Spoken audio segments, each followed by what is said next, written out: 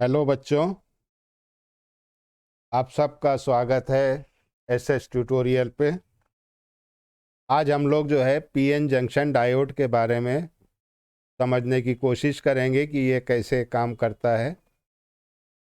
पिछले वीडियो में हम लोगों ने पीएन जंक्शन के फॉर्मेशन की बात करी थी कि पीएन जंक्शन कैसे बनता है। आज हम लोग डायोड के ऊपर बात करेंगे। तो सबसे पहले फॉरवर्डिंग बायसिंग। तो पीएन जंक्शन, जैसा कि नाम से पता चल रहा है, पीएन जंक्शन डायोड। तो इसमें आप देखिए कि दो टर्म मिले हैं, डाई, डी आई डाई, और O D E ode, diode. तो डाई मीन्स टू, और इलेक्ट्रोड से ओ डी ई लिया है, तो ये हो गया डायोड। तो आज हम लोग का टॉपिक है कि पीएन जंक्शन डायोड कैसे काम करता है। तो डायोड में दो इलेक्ट्रोड होते हैं, एक पी साइड में और एक एन साइड में, जैसा कि आप फिगर में देख पा रहे हैं। जो पी साइड में इलेक्ट्रोड निकला है उसे एनोड कहते हैं, और जो एन साइड में निकला है उसे कैथोड कहते हैं। इसका सिंबल आप राइट साइड में जो फिगर है वो देख सकते हैं कि राइट साइड में ये जो फिगर बनी हुई है, इसमें क्या है, ये एक ट्रायंगल शेप में है, ठीक है ना। उसके सामने एक स्ट्रेट लाइन है। तो एक साइड कहलाती पी साइड, जो एनोड है, और दूसरी साइड कहलाती कैथोड, जो कि एन साइड है। तो ये तो इसका सिंबल है, ये इसका सिंबल है। अब ये जो एरो का आप ट्रायंगल का शेप देख रहे हैं, ये किस डायरेक्शन में, ये जिस डायरेक्शन में होगा वो डायरेक्शन कौन सी होगी? वो डायरेक्शन होगी बच्चों कन्वेंशनल करंट, जो इसके थ्रू फ्लो हो रहा है। ठीक है, चलिए। तो हम लोगों ने पिछले लेक्चर में देखा था कि पीएन जंक्शन जब बनता है तो क्या होता है। पीएन जंक्शन जब फॉर्म होता है तो क्या होता है, एक डेप्लीशन रीजन बनता है, और उस डेप्लीशन रीजन में कोई इलेक्ट्रॉन या होल नहीं होते हैं। तो ये था अनबाइस्ड कंडीशन। अब बाइसिंग दो तरह की होती है, एक कहलाता है फॉरवर्ड बाइस और दूसरा कहलाता है रिवर्स बाइस। तो ये बाइसिंग है क्या चीज? बाइसिंग का मतलब ये है कि जब आप डायोड के अक्रॉस कोई एक्सटर्नल डीसी सोर्स कनेक्ट करते हैं, फॉर एग्जांपल बैटरी कनेक्ट करते हैं, तो उस प्रोसेस को हम कहते हैं बाइसिंग। तो बाइसिंग दो तरह की हो गई, यानी हम बैटरी को दो तरीके से कनेक्ट कर सकते हैं, एक फॉरवर्ड बाइसिंग और एक रिवर्स बाइसिंग। आज हम लोग सिर्फ फॉरवर्ड बाइसिंग की बात करेंगे, रिवर्स बाइसिंग की नेक्स्ट लेक्चर में बात करेंगे। तो फॉरवर्ड बाइसिंग का मतलब क्या है कि जब बैटरी का टर्मिनल डायोड के पी साइड में, बैटरी का पॉजिटिव टर्मिनल जब डायोड के पी साइड में कनेक्ट करते हैं और एन साइड में डायोड के निगेटिव टर्मिनल बैटरी का कनेक्ट करते हैं, तो उसे कहते हैं फॉरवर्ड बायसिंग।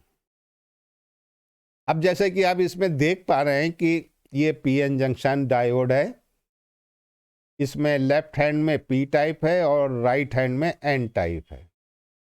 तो पी टाइप को बैटरी के पॉजिटिव एंड से कनेक्ट कर दिया है और एन टाइप को बैटरी के निगेटिव टर्मिनल से कनेक्ट कर दिया है। तो ये कहलाती है फॉरवर्ड बायसिंग।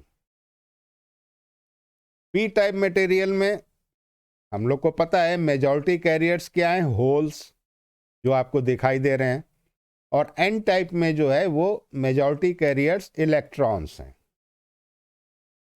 तो पिछली बार हम लोगों ने पढ़ा था कि क्या होता है कि जब हर इलेक्ट्रॉन के पास अपनी कुछ ना कुछ एक एनर्जी होती है, तो वो क्या करेगा, वो क्या करता है कि ये जो इलेक्ट्रॉन है ये जंप करके इधर आ जाता है और होल के साथ डिफ्यूज हो जाता है।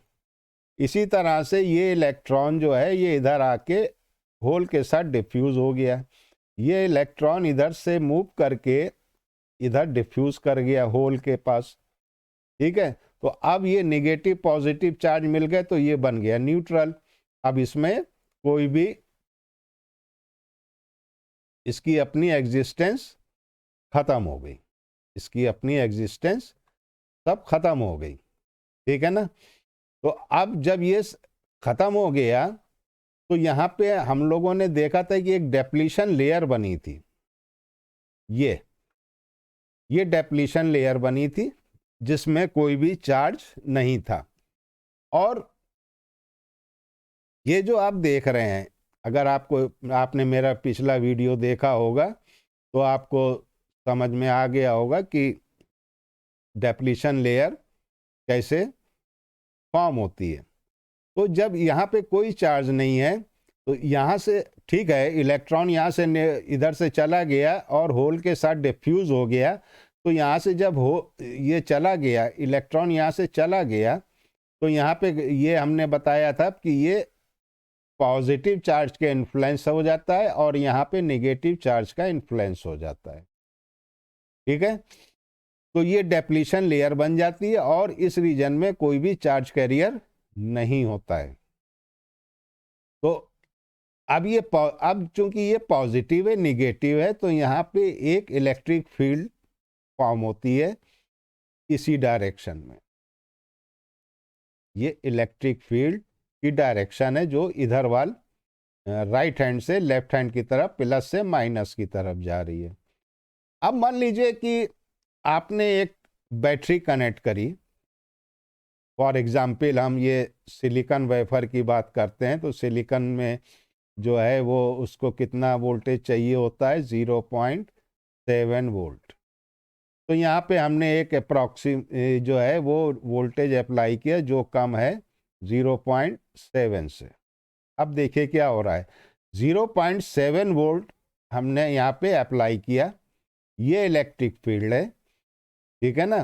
तो अब इलेक्ट्रिक फील्ड तो इस डायरेक्शन में प्लस से माइनस, लेकिन जो ये अप्लाई किया है वोल्टेज, जो बैटरी का वोल्टेज है, उसकी डायरेक्शन क्या होगी, उसकी डायरेक्शन ये होगी, उसकी फील्ड की डायरेक्शन ये होगी। तो अब ये इधर वाल है, ये इधर वाल है, तो नेट फील्ड क्या होगा, कम हो जाएगा। नेट फील्ड की मैप का मैग्नीट्यूड कम हो जाएगा। क्लियर हो रही ना बात। नेट फील्ड, भाई देखिए ये जो प्लस और माइनस डेप्लीशन लेयर फॉर्म हुई थी तो इसमें इलेक्ट्रिक फील्ड बन रही थी, तो जो जिसकी डायरेक्शन क्या थी, from positive to negative. Clear. अब जब हमने यहाँ पे ये 0.7 से कम वोल्ट, मान लीजिए 0.1 0.2 वोल्ट अप्लाई किया, तो इसकी भी इलेक्ट्रिक फील्ड किधर बनी, फ्रॉम पॉजिटिव टू नेगेटिव। ये टर्मिनल पॉजिटिव है, ये टर्मिनल नेगेटिव है, तो ये इलेक्ट्रिक फील्ड इधर बनी। तो अब ये दोनों अपोजिट डायरेक्शन में है, तो नेट क्या होगी, नेट दोनों का डिफरेंस होगी, तो जो कि इस साइड में होगी और उसका मैग्नीट्यूड बहुत कम होगा। इलेक्ट्रिक फील्ड का इसका मैग्नीट्यूड बहुत कम होगा। अब जब ये मैग्नीट्यूड कम हो गया तो फिर देखिए अंडरस्टूड सी बात है कि ये जो इलेक्ट्रॉन है, ये इलेक्ट्रॉन, इनको तो भाई सब सारे इलेक्ट्रॉन के पास कुछ ना कुछ एनर्जी होती, चाहे किसी के पास कम एनर्जी हो, चाहे किसी के पास ज़्यादा एनर्जी हो। तो ये यहाँ से मूव करेगा और मूव करके ये प्लस वाला इसको अपनी तरफ अट्रैक्ट करेगा और नेगेटिव वाला इसको रिपेल करेगा। तो जब रिपेल करेगा तो ये अपनी जगह फिर आ जाएगा। ठीक है ना। तो ये अपनी जगह फिर आ गया। लेकिन अगर इसके पास सफिशेंट एनर्जी हो, काइनेटिक एनर्जी सफिशेंट हो, तो ये क्या करेगा, ये इधर जाएगा और इधर जाके इसको क्रॉस करके, ठीक है ये रिपेल कर रहा है लेकिन इसकी चूंकि काइनेटिक एनर्जी बहुत ज्यादा है तो ये इधर आ जाएगा, क्रॉस कर जाएगा। और अगर इसकी काइनेटिक एनर्जी कम है तो ये फिर वापस अपने वापस आ जाएगा। तो ये कैसे क्रॉस कर पाया? क्योंकि इलेक्ट्रिक फील्ड जो है वो रिड्यूस हो गई। यहाँ पे जो इलेक्ट्रिक फील्ड आप देख पा रहे हैं, ये इलेक्ट्रिक फील्ड एक किसकी वजह से है? एक ये डेप्लीशन लेयर की वजह से, प्लस से माइनस। एक तो ये वाली इलेक्ट्रिक फील्ड है, दूसरी इलेक्ट्रिक फील्ड किसकी वजह से? जो आपने ये वोल्टेज अप्लाई किया है, जो कि लेस देन 0.7 है, चाहे 0.1 हो चाहे 0.2 हो, तो उसकी डायरेक्शन ये है। ठीक, तो नेट हमारे पास इलेक्ट्रिक फील्ड का मैग्नीट्यूड कम हो गया। तो जब कम हो गया तो ये वाला इलेक्ट्रॉन, कोई भी इलेक्ट्रॉन है, वो इधर फ्रीली जंप करेगा, वो फ्रीली जंप करेगा। लेकिन एक बात का ध्यान रखना है कि अगर इसकी एनर्जी, ये है तो नेगेटिव चार्ज, तो ये प्लस जो है ये इसको अपनी तरफ अट्रैक्ट करेगा, ये नेगेटिव इसको रिपेल करेगा। अगर उसकी एनर्जी कम है तो क्या होगा? ये रिपेल करेगा। ये साइड जब रिपेल करेगा तो ये पॉजिटिव साइड में आएगा, पॉजिटिव साइड उसे अट्रैक्ट करेगा और फिर अपनी पोजीशन पे इसको पहुंचा देगा। तो अब इससे क्या मतलब हो, इस समझ में आ रहा है कि जब ये इसकी मैग्नीट्यूड इलेक्ट्रिक फील्ड का कम हो गया तो देखिए विड्थ भी कम हो गई ना। यहाँ पे देखिए इस डायग्राम में, यहाँ पे विड्थ ज़्यादा थी पहले डायग्राम में, दूसरे डायग्राम में विड्थ हो गई कम। क्यों? क्योंकि इलेक्ट्रिक फील्ड कम हो गई इसकी वजह से, क्योंकि यहाँ पे जो हमने वोल्टेज अप्लाई किया है वो लेस देन 0.7 है। तो अब क्योंकि ये इसकी विड्थ कम हो गई तो अब ये इलेक्ट्रॉन फ्रीली इधर इधर मूव कर रहे हैं।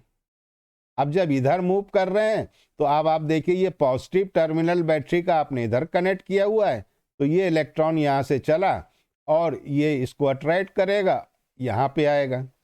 जब यहाँ पे आया तो वही चीज़ यहाँ पे इलेक्ट्रॉन फिर इधर आएगा, ये नेगेटिव टर्मिनल इसको रिपेल करेगा और रिपेल करने के बाद फिर ये अपनी ओरिजिनल पोजीशन में यानी एन टाइप में आ जाएगा। तो इलेक्ट्रॉन का फ्लो तो ऐसे हो रहा है। ये वाला फ्लो कौन सा है? इलेक्ट्रॉन या इलेक्ट्रॉनिक करंट कह लीजिए। लेकिन कन्वेंशनल करंट इसके अपोजिट फ्लो करेगा, आई इसके अपोजिट फ्लो करेगा। समझ में आ रहा है ना? अब आपने फिर इसको थोड़ा सा वोल्टेज बढ़ाया तो इसकी विड्थ और कम हो गई, और कम हो गई। तो अब जब विड्थ कम हुई तो ज़्यादा इलेक्ट्रॉन जो है वो जंप करने लगे इधर, तो करंट की वैल्यू यानी इलेक्ट्रॉनिक करंट जो है वो इंक्रीज हो गया। क्लियर? अब एक टाइम ऐसा आया कि जब आपने कि इसका वोल्टेज कितना कर दिया? 0.7 वोल्ट। तो जब 0.7 वोल्ट कर दिया तो यहाँ की जो फील्ड है ये भी 0.7 वोल्ट था। यहाँ पे जो पोटेंशियल डिफरेंस था वो यहाँ पे हम लोगों ने पिछले लेक्चर में पढ़ा था कि ये पोटेंशियल डिफरेंस को क्या कहते हैं? Barrier potential. क्या कहते हैं? Barrier potential. Barrier potential. तो बैरियर पोटेंशियल से कम हमने जब अप्लाई किया था तो कम इलेक्ट्रॉन फ्लो कर रहे थे। जब हमने बैरियर पोटेंशियल ये 0.7 से कम था तो सप्लाई वोल्टेज, तो कम इलेक्ट्रॉन। लेकिन जब हमने इसको थोड़ा सा बढ़ाया तो विड्थ कम हो गई। तो जब डेप्लीशन लेयर की विड्थ कम हो गई तो इसका मतलब ये है कि पोटेंशियल बैरियर भी कम हो गया, तो विड्थ भी कम हो गई। ठीक है ना? और ये जो पोटेंशियल बैरियर था, मान लीजिए वी भी था, ये भी कम हो गया। क्लियर? तो अब ये सारे इलेक्ट्रॉन इधर जंप करने लगे। तो जंप करिए तो इधर आपने देखा कि आपने तो कनेक्ट किया था पॉजिटिव टर्मिनल बैटरी का, तो वो इसको अट्रैक्ट करेगा और होल्स को रिपेल करेगा। ठीक है ना? तो ये इधर से ये इलेक्ट्रॉन को अट्रैक्ट किया तो इलेक्ट्रॉन इधर आया, तो ये इलेक्ट्रॉनिक करंट फ्लो हुआ और कन्वेंशनल करंट इसके अपोजिट हुआ। अब ये निगेटिव, अब इलेक्ट्रॉन यहाँ पे जब आया तो इस निगेटिव टर्मिनल ने इसको रिपेल किया और ये वापस अपनी जगह पे आ गया, यानी एन टाइप पे आ गया। अब क्या होगा? अब सपोज कीजिए कि आपका बैरियर पोटेंशियल भी 0.7 हो। अब इसको धीरे धीरे बढ़ाते गए, ये जो बैटरी का वोल्टेज है मान लीजिए ये वेरिएबल है, इसको धीरे धीरे बढ़ाते गए तो अब बैरियर पोटेंशियल और ये दोनों बराबर हो गए। यानी बैरियर पोटेंशियल अगर हम VB से लिखें और ये जो सप्लाई वोल्टेज है इसको V से लिखें और ये बराबर हो जाए 0.7 के, तो क्या होगा, ये डेप्लीशन लेयर ख़त्म हो जाएगी, है ना, ये डेप्लीशन लेयर ख़त्म हो जाएगी। मान लीजिए ये है, हम फिर से ड्रॉ करे दे रहे हैं, ये ऐसे आया, तो अब ये डेप्लीशन लेयर ख़त्म हो गई। तो यहाँ पे जितने इलेक्ट्रॉन्स थे, ये जो इलेक्ट्रॉन्स थे, तो अब इनको तो कोई अपोज करने वाला है नहीं, तो ये सब इधर मूव करने लगे इस डायरेक्शन में, ठीक। और इसको आपने कनेक्ट किया हुआ है प्लस टर्मिनल से, बैटरी के प्लस टर्मिनल से। तो अब आपने जो है ये प्लस टर्मिनल जो है, ये क्या करेगा, ये इलेक्ट्रॉन को अट्रैक्ट करेगा और यहाँ से करंट का फ्लो शुरू हो जाएगा। ये करंट का फ्लो शुरू हो गया, क्योंकि ये निगेटिव, जब इलेक्ट्रॉन यहाँ पे आएगा तो ये निगेटिव इसको रिपेल करेगा। तो ये तो था पी साइड और ये था एन साइड। तो चूंकि ये इधर वाल चूंकि होल थे, इधर वाल होल थे, तो होल का मूवमेंट तो इस साइड में हो गया, इलेक्ट्रॉन इस साइड में हो गया, डेप्लीशन लेयर कम हो गई। क्यों? क्योंकि यहाँ का जो है ये 0.7 वोल्ट, यही आपकी बैरियर पोटेंशियल हो गया। तो जब बैरियर पोटेंशियल बराबर हो गया 0.7 वोल्ट के, ये जो सप्लाई करंट आपने सप्लाई वोल्टेज अप्लाई किया है 0.7, और बैरियर पोटेंशियल का भी वो 0.7 होता है, तो वो जो है डेप्लीशन लेयर डिस्ट्रॉय हो गई। तो डेप्लीशन लेयर जब डिस्ट्रॉय हो गई, तो ये करंट का, ये इलेक्ट्रॉन्स जो हैं फ्रीली मूव करने लगे, इधर से एन साइड से पी साइड की तरफ फ्रीली मूव करने लगे। तो देखिए, जब यहाँ पे इस केस में था कि जब आपने 0.1 0.2 ऐसे ऐसे वोल्टेज बढ़ाते गए, तो बहुत कम अमाउंट में इलेक्ट्रॉन इधर वाला आए, यानी धीरे धीरे करंट इंक्रीज होना शुरू हुआ। लेकिन जब आपने इसको 0.7 तक अप्लाई कर दिया, वोल्टेज को 0.7 तक कर दिया, तो बैरियर ख़त्म हो गया, यानी डेप्लीशन लेयर ख़त्म हो गई। तो जब डेप्लीशन लेयर ख़त्म हो गई, तो इलेक्ट्रॉन फ्रीली मूव करने लगे, यानी एकदम से इंक्रीज करने लगे। तो अगर हम लोग ग्राफ प्लॉट करें, तो आप देख सकते हैं कि एक्स एक्सिस पे ये वोल्टेज है, जिसका नाम दिया फॉरवर्ड वोल्टेज, और वाई एक्सिस पे जो है वो करंट है, जिसको नाम दिया है फॉरवर्ड करंट। तो अब आप देखिए कि जब यहाँ पे ये दोनों के लिए बना दिया जर्मेनियम और सिलिकॉन का, तो ये सिलिकॉन की चूंकि हम लोग डिस्कशन कर रहे हैं, तो देखिए धीरे करंट जो है, जब आपने बैटरी का वोल्टेज 0.1 0.2 तो 3.4 0.5, तो करंट धीरे धीरे इंक्रीज हो रहा है, यानी इलेक्ट्रॉन धीरे धीरे मूव कर रहे हैं टूवर्ड्स द पी साइड। लेकिन जैसे ही आपने इसको 0.7 किया, तो डेप्लीशन लेयर तो खत्म हो गई, डेप्लीशन लेयर डिस्ट्रॉय हो गई फौरन। और डिप्लीशन लेयर जब डिस्ट्रॉय हो गई, तो क्या हुआ, मैक्सिमम इलेक्ट्रॉन जो है वो जंप करने लगे, और हैवी करंट यानी ज़्यादा करंट, फुल लार्ज करंट जो है वो फ्लो होने लगा। तो आप ये देखिए कि ये सीधे जैसे ही आपने इसको जो है 0.7 से बढ़ाया या 0.7 किया डेप्लीशन लेयर, जैसे कि यहाँ पे अभी आपको दिखाया कि जैसे ही 0.7 वोल्ट किया बैटरी का हमने, तो ये डेप्लीशन लेयर ख़त्म हो गई और बैरियर पोटेंशियल भी ज़ीरो हो गया।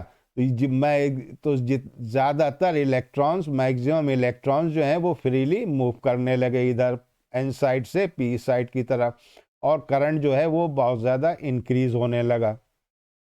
तो 0.7 से पहले तो धीरे धीरे इंक्रीज हो रहा था, ये देखिए ब्लू कलर से है, ये धीरे धीरे इंक्रीज हो रहा था, कम अमाउंट में इंक्रीज हो रहा था। लेकिन जैसी डेप्लीशन लेयर ख़त्म हुई, तो ये फौरन हैवी करंट फ्लो करने लगा, यानी लार्ज करंट फ्लो करने लगा। ये आप देख रहे हैं, ये सिलिकॉन के लिए है, और ये वाला कर्व जर्मेनियम के लिए है। जर्मेनियम के लिए 0.3 और सिलिकॉन के लिए 0.7 वोल्ट होता है, हम जानते हैं। तो जब अगर हमने जर्मेनियम का लिया हुआ है, तो 0.3 वोल्ट अप्लाई किया, तो वो डेप्लीशन लेयर ख़त्म हो गई। और अगर हमने सिलिकॉन के लिए का लिया है, तो वो जो है डेप्लीशन लेयर कब ख़त्म होगी, डेप्लीशन लेयर कब डिस्ट्रॉय होगी, जब जो है बैरियर पोटेंशियल 0.7 वोल्ट हो जाएगा बाहर से जो हमने एक्सटर्नल जो सोर्स लगाया हुआ है। तो इस तरह से ये फॉरवर्डिंग बायस में करंट एक तरफ से मैक्सिमम फ्लो करती है, ठीक है ना। तो ये कहलाती है VI कैरेक्टरिस्टिक। और ये जो वोल्टेज है, जो ये 0.7, ये जो वोल्टेज आप देख रहे हैं, इस वोल्टेज को क्या कहते हैं बच्चों? ये वोल्टेज को नी वोल्टेज कहते हैं, नी वोल्टेज, या इसको आप ऐसे भी दिखा सकते हैं, वी नी वोल्ट। बहुत से जगह पे जो है वो इसको कट इन वोल्टेज बोलते हैं। एक ही बात है, हर जगह अलग अलग टर्म यूज किए हैं।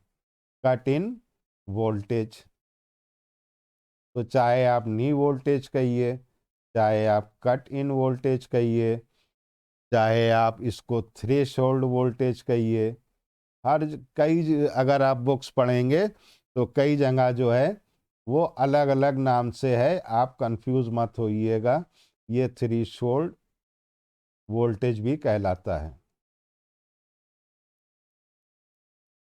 कोई भी नाम दे दीजिए। और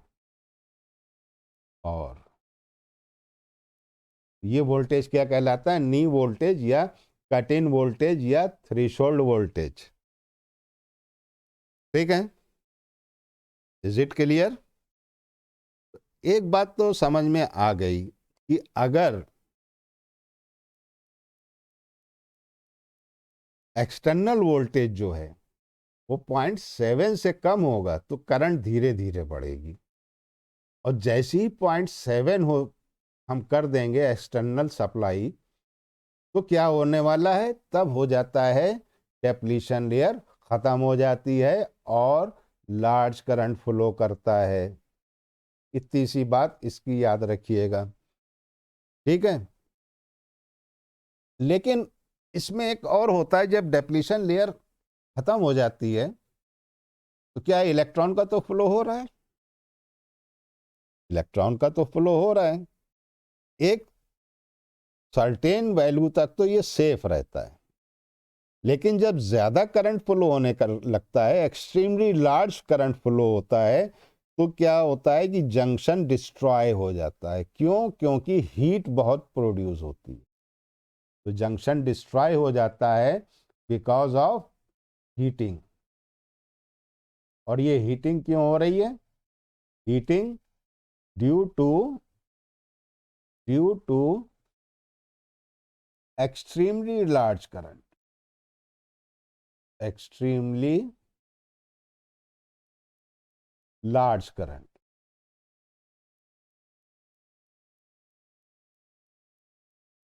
इससे क्या हो रहा है? एक्सट्रीमली लार्ज करंट से जंक्शन डिस्ट्रॉय हो जा रहा है, जंक्शन जो है वो डिस्ट्रॉय हो जाता है।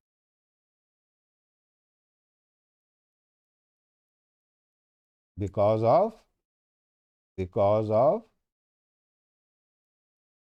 Of over heating.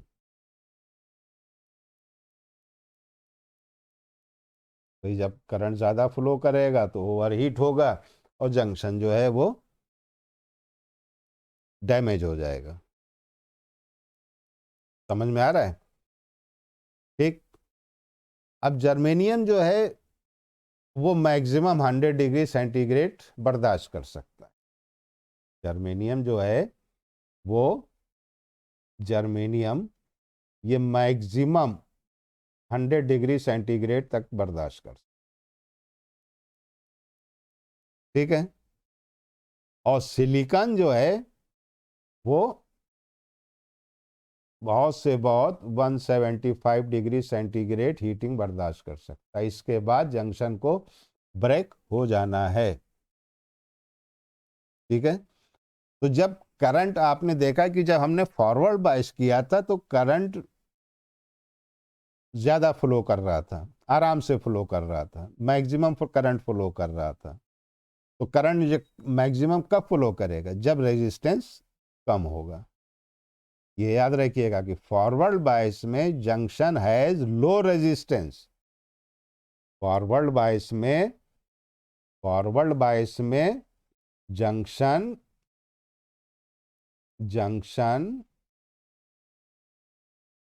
Has low resistance,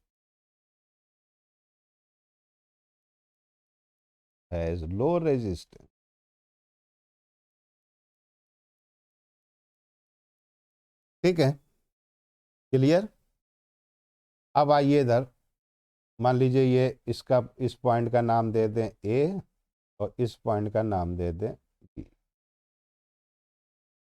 ठीक है, तो फॉरवर्ड, मान लीजिए ये हम सिलिकॉन का ले रहे हैं, तो फॉरवर्ड रेजिस्टेंस सिलिकॉन का कितना होगा अगर हम इस ग्राफ से निकालना चाहें?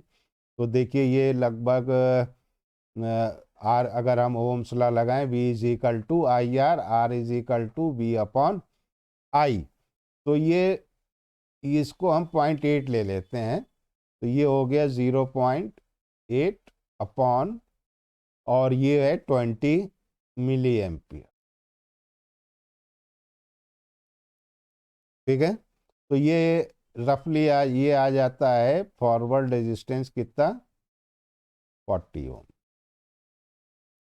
इसी तरह से आप जर्मेनियम का भी निकाल सकते हैं, निकालना चाहें तो निकाल सकते हैं। एक ए पॉइंट के ऊपर फॉरवर्ड रेजिस्टेंस कितना होगा, फॉरवर्ड रेजिस्टेंस मान लीजिए ये 0.4 ऐसे दिखा दिया है हमने, मान लीजिए ये 0.36 है, तो कम ही होगा, और ये 20 मिली एम्पियर है,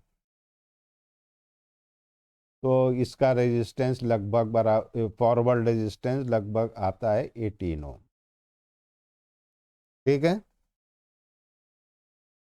लेकिन प्रैक्टिकली ये फॉरवर्ड रेजिस्टेंस हम लोग यूज नहीं करते हैं। ये कौन सा रेजिस्टेंस यूज करते हैं? फिर हम लोग यूज करते हैं, उसका नाम है डायनेमिक रेजिस्टेंस या एसी रेजिस्टेंस। डायनेमिक रेजिस्टेंस या एसी रेजिस्टेंस कैलकुलेशन के लिए हम लोग डायनेमिक रेजिस्टेंस या एसी रेजिस्टेंस यूज करते हैं। यहाँ पे हम लिख दें कि डायनेमिक रेजिस्टेंस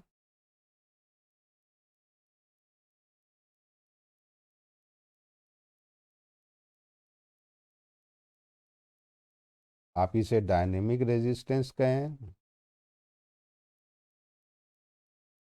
या एसी रेजिस्टेंस। इसे कैसे निकाला जाए, इसे कैसे कैलकुलेट करते हैं? देखिए बहुत सिंपल सी बात है। आर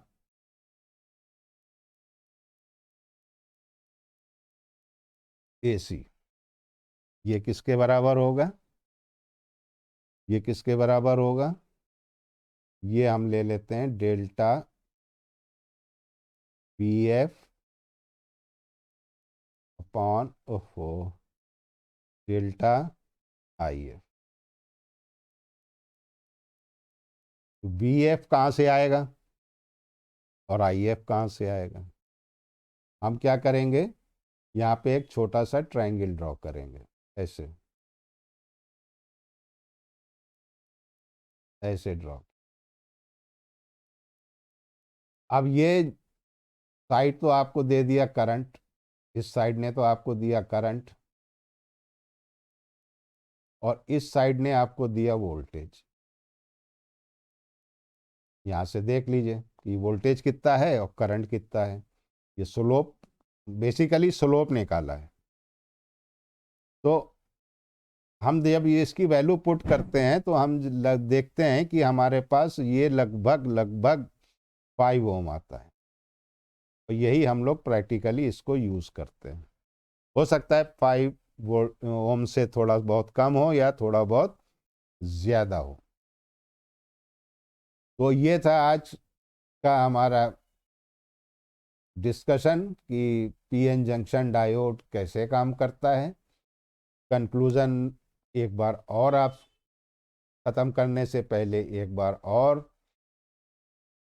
कर लें कि बाइसिंग किसे कहते हैं। बाइसिंग जब external source, DC external source किसी पीएन जंक्शन डायोड में कनेक्ट करते हैं, अप्लाई करते हैं, तो वो कहलाती है बाइसिंग। बाइसिंग दो तरह की होती है, फॉरवर्ड बाइसिंग और रिवर्स बाइसिंग। फॉरवर्ड बाइसिंग किसे कहते हैं, जब बैटरी का पॉजिटिव टर्मिनल पी साइड से कनेक्ट करते हैं, बैटरी का निगेटिव टर्मिनल एन साइड से कनेक्ट करते हैं, तो उसको कहते हैं फॉरवर्ड बाइसिंग। और आज के लेक्चर में हम लोगों ने फॉरवर्ड बाइसिंग के बारे में ही समझने की कोशिश की है। तो ना पिछले लेक्चर में हम लोग पढ़ चुके थे कि डेप्लीशन लेयर क्या होती है, बैरियर पोटेंशियल क्या होता है। तो जब जंक्शन फॉर्म होता है तो इलेक्ट्रॉन एन साइड से पी साइड में जाके होल के साथ डिफ्यूज हो जाते हैं, और ये चलता रहता है, लेकिन फिर ये प्रोसेस कुछ देर के बाद रुक जाता है। क्यों रुक जाता है, क्योंकि फिर डेप्लीशन लेयर फॉर्म हो जाती है। डेप्लीशन लेयर क्यों फॉर्म हो जाती है, क्योंकि एक साइड में एन, इस साइड में जो एन साइड है, इस साइड में पॉजिटिव इन्फ्लुएंस हो जाता है और इस साइड में निगेटिव इन्फ्लुएंस हो जाता है। तो ये कहलाती है डेप्लीशन लेयर, और इसमें अंदर वाल इलेक्ट्रिक फील्ड बनती है फ्रॉम पॉजिटिव टू नेगेटिव। ठीक है। उसके बाद क्या होता है कि आपने एक वोल्टेज अप्लाई किया, मान लीजिए 0.1 0.2 अब वोल्टेज अप्लाई किया, तो अब ये इलेक्ट्रिक फील्ड तो एक अपनी थी इसकी डेप्लीशन रीजन की, और 0.1 या 0.2 वोल्ट जो आपने अप्लाई किया, उसकी एक इलेक्ट्रिक फील्ड इसके अपोजिट डायरेक्शन में है, तो नेट इलेक्ट्रिक फील्ड कम हो गई। जब नेट इलेक्ट्रिक फील्ड कम हो गई तो width of the depletion layer भी कम हो गई। तो इलेक्ट्रॉन जो है वो जंप करके इधर जाने लगे। वही इलेक्ट्रॉन इधर जंप करके जा पाएंगे जिनकी काइनेटिक एनर्जी ज़्यादा होगी। जिनकी कम एनर्जी होगी वो जंप नहीं कर पाएंगे, क्योंकि यहाँ से जो जिनकी एनर्जी कम है वो जब यहाँ से जाएंगे तो ये पॉजिटिव एरिया जो है ये इसको अट्रैक्ट करेगा और निगेटिव इसको रिपेल करेगा, और फिर ये वापस अपनी जगह पे आ जाएगा। लेकिन जिसके पास एनर्जी ज़्यादा है वो क्या करेगा, वो इस साइड में जंप कर जाएगा, यानी बैरियर पोटेंशियल तो क्रॉस, डेप्लीशन लेयर को क्रॉस कर जाएगा। लेकिन ये बहुत धीरे धीरे इंक्रीज होगा। जैसे आप वोल्टेज बढ़ाते जा रहे हैं, डेप्लीशन लेयर छोटी होती जा रही है, उसकी साइज कम होता जा रहा है। फिर जब आपने उसको लगभग 0.7 बराबर कर दिया तो डेप्लीशन लेयर डिस्ट्रॉय हो गई, क्योंकि बैरियर पोटेंशियल ख़त्म हो गया प्लस और माइनस की वजह से। 0.7 वोल्ट हो आपने जब अप्लाई किया तो बैरियर पोटेंशियल भी 0.7 होता है और वो डिस्ट्रॉय हो गया। तो जब डिस्ट्रॉय हो गया तो लार्ज अमाउंट ऑफ इलेक्ट्रॉन्स जो हैं वो एन साइड से पी साइड की तरफ मूव करने लगे, और ज़्यादा करंट यानी लार्ज करंट फ्लो होने लगा।